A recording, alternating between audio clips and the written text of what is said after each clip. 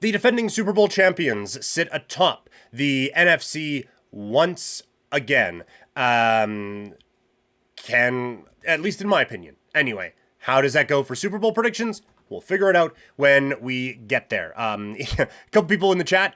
First, Toxic on YouTube. PK is used to being on the radio and having to talk fast. LOL. That is fair. Yeah, now, I got all the time in the world on here. But yeah, I go quick. Also, I will just say, I listen to a lot of podcasts, and I listen to them at 1.5 times speed. So the stuff that I am consuming is at about this speed, and so I'm just Suterin, I gave a lot better stuff for other teams. I said good things you should read. I will try to go back and get to as much as I can. I promise. But now, let's get to the NFC win totals, as the Philadelphia Eagles, once again, the rulers of the roost. But will they be able to get back on top this year? Probably. Let's talk about it. The Eagles are tops right now in the NFC at 11.5. We're starting with the NFC East. I have them going over 11.5. I think they are significantly better than every team in this division and most teams in the NFC. We talked about it when we were doing the most talented teams in the NFL previews and everything like that. They just have high-level talent all over the football field. And now they've drafted a kid, Jahad Campbell, who looks like he's going to be a stud. I feel like they are once again set up basically perfectly to be the number one team in the NFC again. I don't know where the fall off happens necessarily. Like, aside from injury, right? Like, if they have to throw it more, they have some of the best pass catchers in the league. Saquon Barkley is one of the best players in the NFL, just in general. Offensive line, they're great. Defensive line, they go like 8 deep on there. The linebacking group, they just pulled someone off of a practice roster a year ago and turned him into an all-pro player. And they have defensive backs who made massive impacts in winning them a championship in the Super Bowl last year. So you just look all over the field and it is just greatness everywhere. So I have to go with the Eagles as the number one seed in this division over 11.5. Washington Commanders are next. Their total is at 9.5. I have them under 9.5. Even if there is a better football team here this time around, I do think that there may be a slight regression on the offensive side. Maybe they don't go 87% on 4th down in the upcoming season. Maybe they don't complete a Hail Mary against the Chicago Bears to win a football game there. Maybe they don't get 110% out of every defensive player that they have this upcoming season. I just think everything went right for them a season ago. So I'm not saying that, Jaden Daniels is going to fall back to earth and just be a brutal quarterback or anything like that. But all the talk around Washington is very similar to the talk around the Houston Texans from a season ago. So I just feel like we need to pump the brakes. It was an awesome year last year. And Jaden Daniels, I think, is that dude. And a franchise changer, no doubt.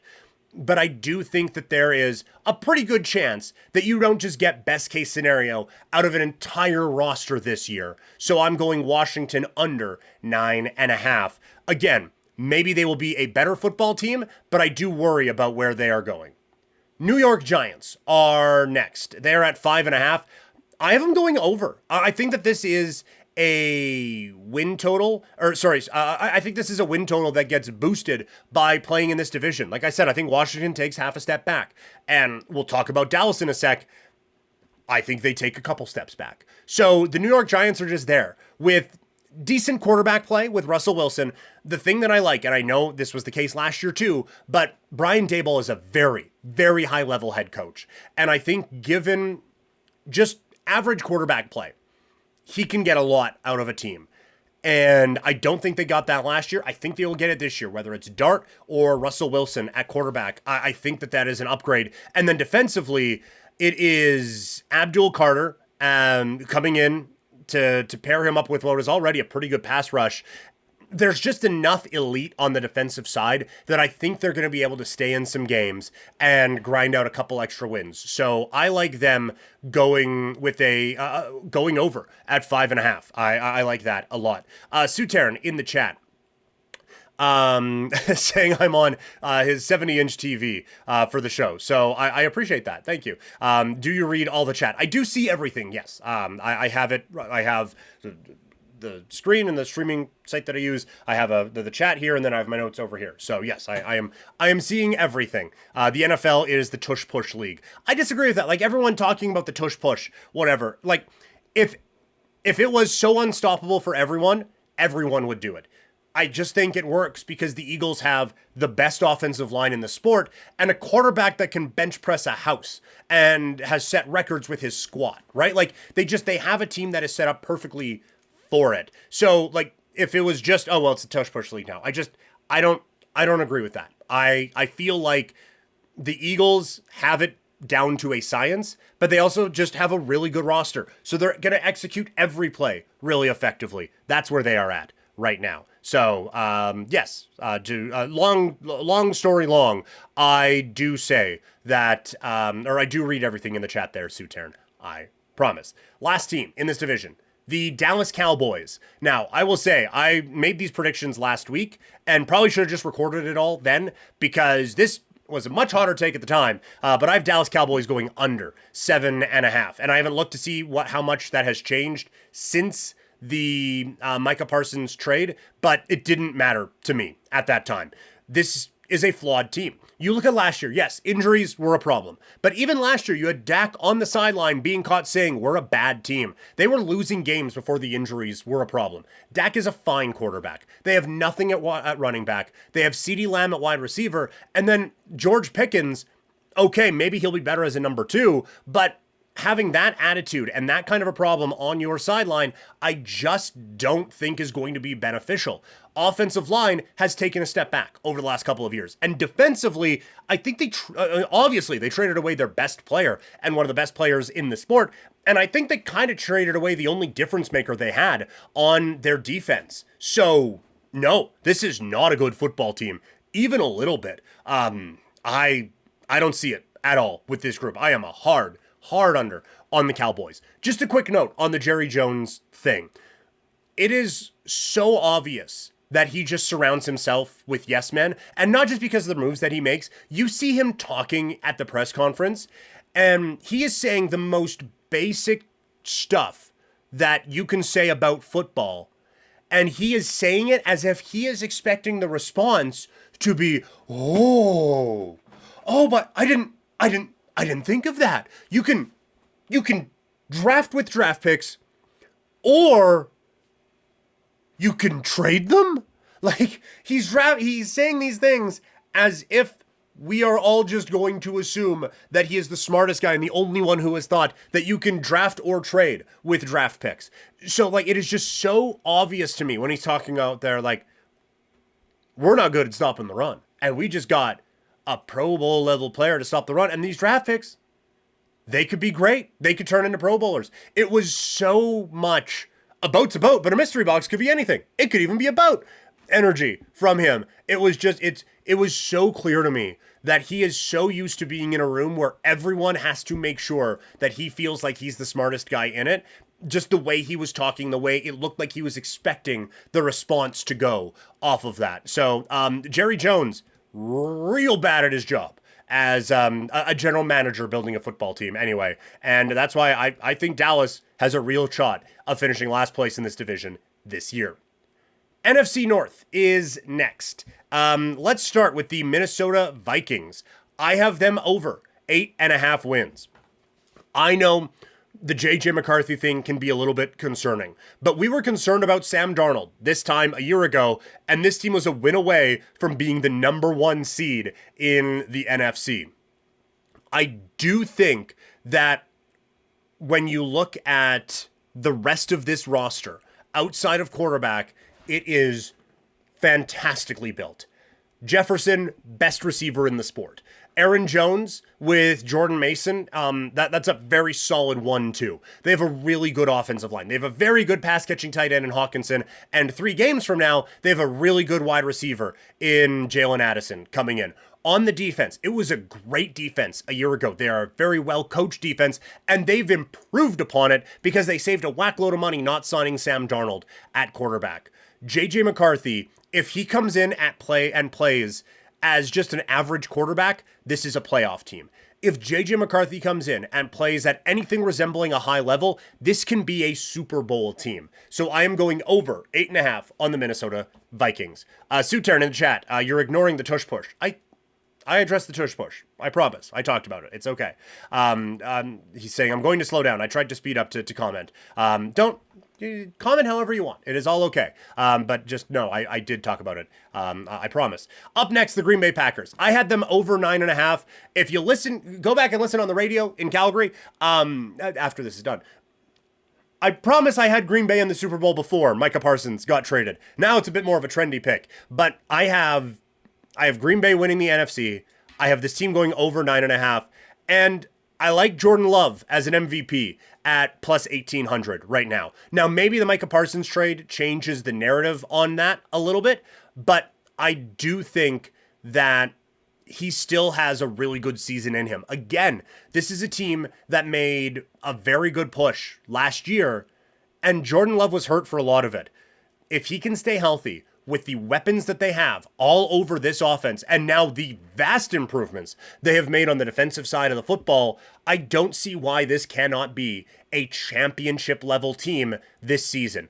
I do think that Jordan Love is going to have a very good year.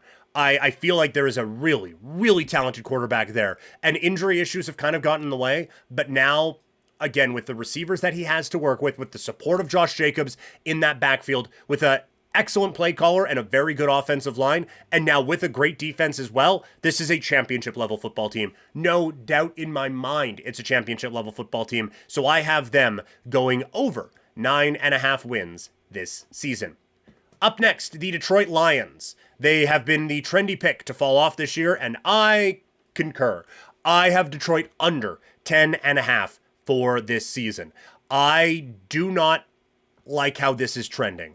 Yes, they have incredible talent all over the place, right? Like Jahmyr Gibbs. People were upset when I said that he was overrated in fantasy football, which, I mean, that's kind of the point of the list. But the one thing I will say, he is not overrated as a football player. I just worry about him as a fantasy option. When you look at David Montgomery joining him in the backfield, when you look at Frank Ragnow, the all-pro center who has retired, Suterin talking about that in the chat, that certainly helps. But the all-pro center that retires with Ragnow going down or retiring, and then losing Ben Johnson as the offensive coordinator, all of those things, I just feel like adds up to this team taking a step back this year. I do think that we forget that Jared Goff has had some issues when everything hasn't been perfect around him. And now you're relying on him a little bit more, and I just don't think that's a good thing. So I do have Detroit going under 10.5 for the upcoming NFL season. Up next, the Chicago Bears. Their win total is at 8.5. I'm going under on it. I do think improvements are going to be made. And yes, it does seem a little hypocritical to say Ben Johnson's gone from Detroit, so now the Lions are going to be bad, but also the Bears are still going to be bad. I understand there's some hypocrisy there. I do like the adjustments they made on the offensive line, and I do still think he has a lot of very good weapons to work with on offense. I just think, again, it's a tough division with Minnesota, Green Bay, and Detroit. Yeah, I think Detroit's taken a step back. They're still better than Chicago. Like, this is a Bears team that could improve and still go 0-6 in this division. It's a tough go for them. So I'm very interested to see what Caleb Williams looks like in year 2. This is not a pick I'm going to click on or anything like that. I have real concerns about the quality of opposition that they're playing here in the upcoming season. We still have 2 divisions to go, but do want to let you know that obviously everything always changing with Couch Potato Diary. Follow me on social media. I am at Primetime Klein on X, Instagram, TikTok, Threads, Blue Sky, everywhere. Get all the updates from Couch Potato Diary, plus some clips and everything like that from the show. Help stay up to date with everything going on with Couch Potato Diary. So, recapping so far, we have the Eagles over 11.5, Washington under 9.5 in the NFC East, the Giants over 5.5, and the Cowboys under 7.5 In the North, we have Minnesota over 8.5. We have Green Bay over 9.5. Detroit under 10.5, and Chicago under 8.5. Let's now move to the NFC South. Football. Up first, the Tampa Bay Buccaneers. Their total is at 9.5. I'm going over. This is a good football team. Solid offensive line. Wirfs being banged up all training camp is a concern. But it's a solid offensive line.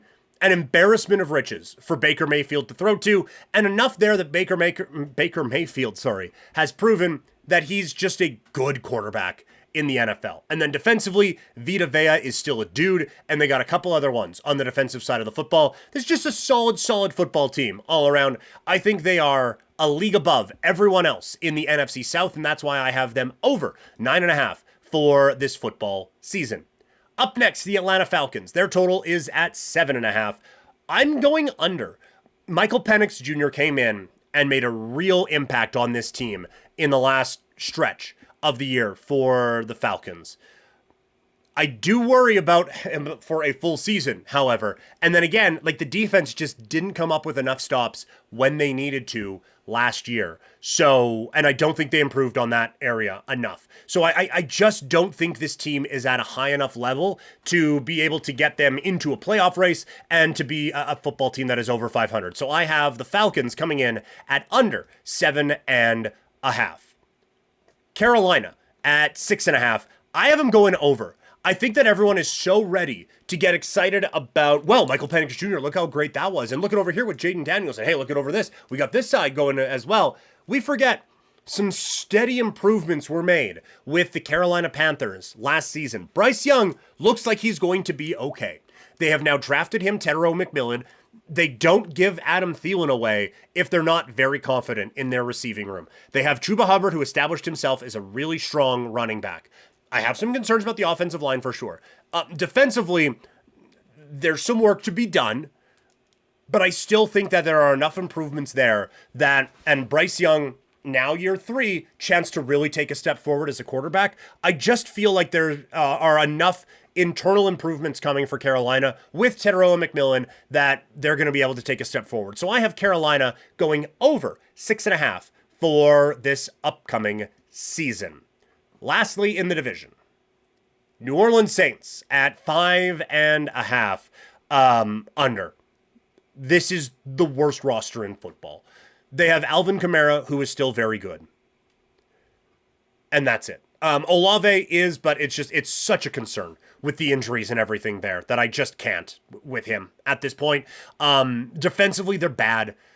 Kellen Moore is, I think, a pretty good offensive coordinator, but it's not enough. They have easily the worst quarterback situation in the league right now. There's no redeeming qualities about this football team. I'm sure they were watching, along with Sutern, the Arch Manning madness that was Saturday afternoon out against Ohio State, and watching all that very closely because they will be drafting extremely high in the NFL draft this season. It's a bad team. I have them going under 5.5 wins. So your NFC South, Tampa Bay, I have them over 9.5.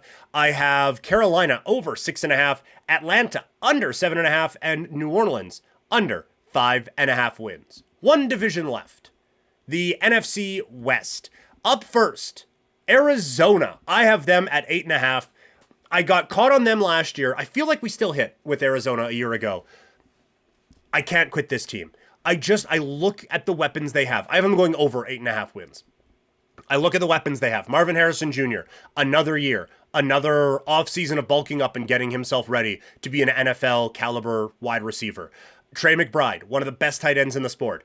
Benson and Connor is a really, really solid running back group. And Kyler Murray has high level potential still. It is frustrating that it doesn't show up all the time, obviously. But he at least, I think, can steer this offense to be pretty good. And I still think there's this reputation that Arizona is really bad on defense. And I just don't think that's the case. I think that they have brought in a couple of really strong players. Bringing in Sweat from Philadelphia this offseason made all the sense in the world for them. I really like this team.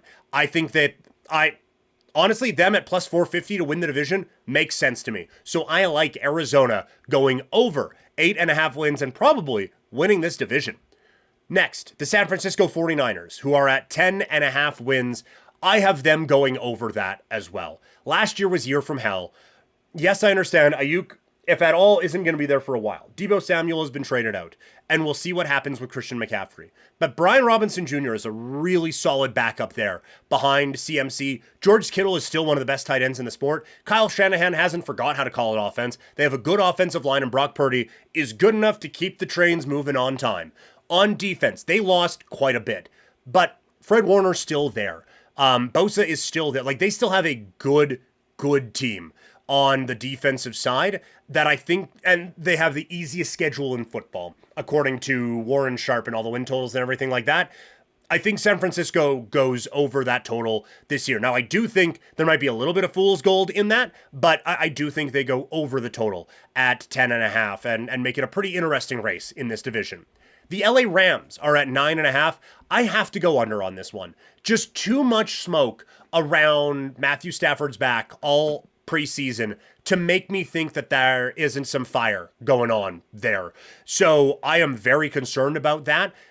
Yes, Jimmy Garoppolo, okay backup quarterback, but given how this offense wants to run and given some of the players that they have, I just don't think he is the right guy to lead this one there. The rest of this stuff is fine. Like Puka Nacua, very good wide receiver. Kyron Williams, really good running back, along with Devontae Adams, who is a very good number 2. The offensive line is all right.